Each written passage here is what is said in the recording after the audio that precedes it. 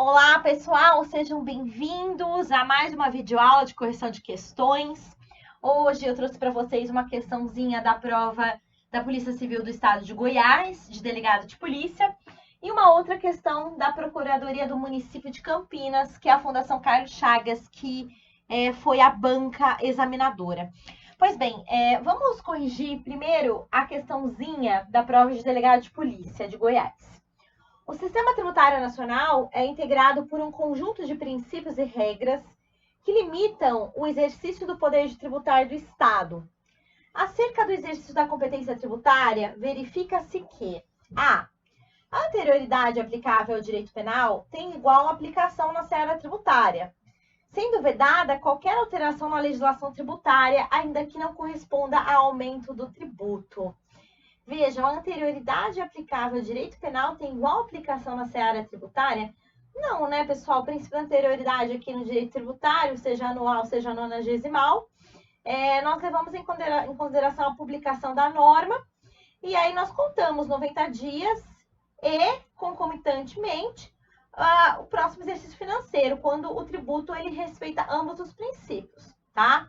Essa é a regra. Logicamente que nós temos exceções, tributos que respeitam apenas a noventena, e tributos que respeitam apenas a anterioridade anual, e tributos que não respeitam nenhum dos princípios, tá? Da anterioridade anual ou nonagesimal.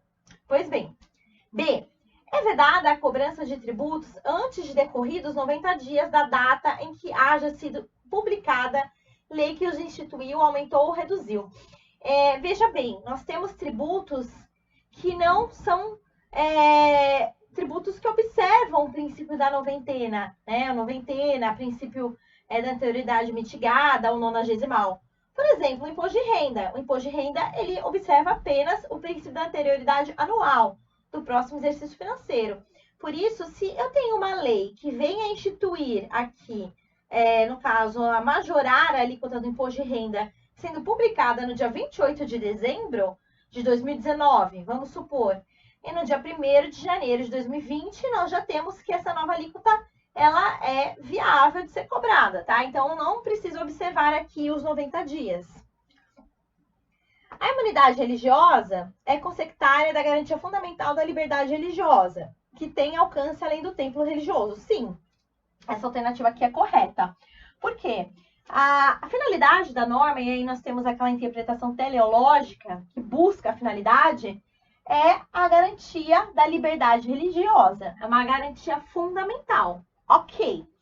Que vai além do templo religioso, ou seja, do prédio. No meu livro, eu até menciono para vocês que nós temos que entender que aqui a religião, ela transcende, né, o prédio, transcende a igreja, transcende o templo de qualquer culto. Quando eu falo templo de qualquer culto, eu não estou pensando apenas no edifício. Eu estou pensando nas práticas.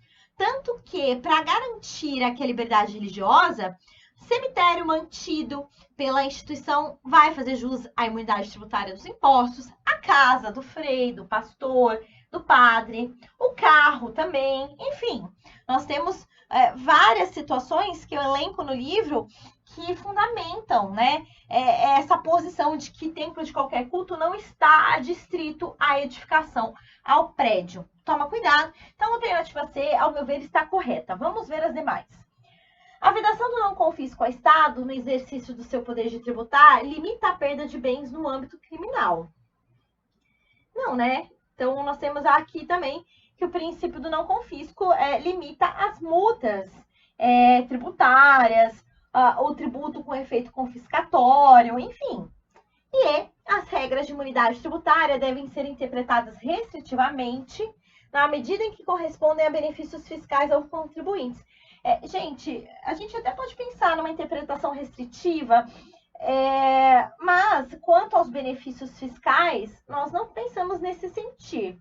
Logicamente que nós temos aquele entendimento do Supremo Tribunal Federal de que as chapas, as tintas utilizadas para impressão de jornais, periódicos, livros, enfim, não são acobertadas pelo manto da imunidade tributária referente aos impostos, diferentemente dos papéis. Por quê? Papel está na Constituição Federal de forma expressa, e tudo que é assimilável a papel também, como e-books, e-readers, que são suportes para o livro, né? O conjunto de ideias. Chapas e tintas não são assimiláveis a papéis, então nós temos essa interpretação restritiva. Logicamente que nós utilizamos bastante a interpretação teleológica, que busca a finalidade da lei e também a ampliativa, mas nada obsta que nós também tenhamos a interpretação restritiva sendo utilizada, tá? Cuidado com isso. Diferentemente da isenção tributária, nós temos que a interpretação utilizada é a literal, lá do artigo 111 do CTN. Portanto, a banca que elaborou a prova da Polícia Civil de Goiás, do cargo de delegado de polícia, compreendeu ser a alternativa C correta. Vamos fazer a leitura mais uma vez? A imunidade religiosa é consectária da garantia fundamental da liberdade religiosa, que tem alcance além do templo religioso. Ok, né? Uma questãozinha que está envolvendo a parte de imunidade e também de princípios. Ano de 2016, Banca Fundação Carlos Chagas, Prefeitura de Campinas, de São Paulo, prova de procurador. Acerca dos princípios consagrados pela Constituição Federal, é correto afirmar: A.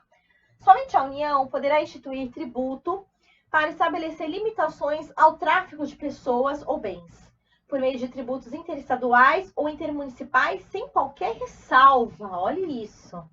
B. Os entes políticos tributantes não podem cobrar tributos em relação a fatos geradores ocorridos após o início da vigência da lei que os houver instituído ou aumentado. C.